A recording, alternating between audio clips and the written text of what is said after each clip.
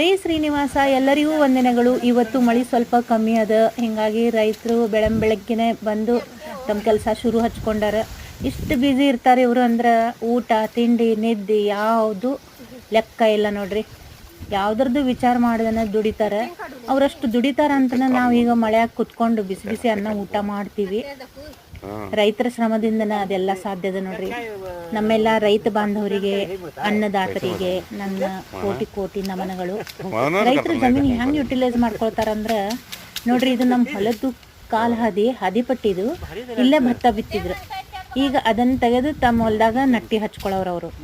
Nutty ಹಚ್ಚೋದು ಅಷ್ಟ ಸುಲಭದ ಕೆಲಸ ಅಲ್ಲ ರೀ. ಹೆಂಗೆ ಕುತ್ಕೊಂಡು ತೆಗಿಬೇಕಾಗ್ತದೆ, ಎಷ್ಟು ರಾಡಿ ಇರ್ತದೆ ಅಷ್ಟರ ಕುತ್ಕೊಂಡು ತೆಗೆದು ಶೂಡ್ ಮಾಡಿ ಇಟ್ಕೊಂಡಿರ್ತಾರೆ.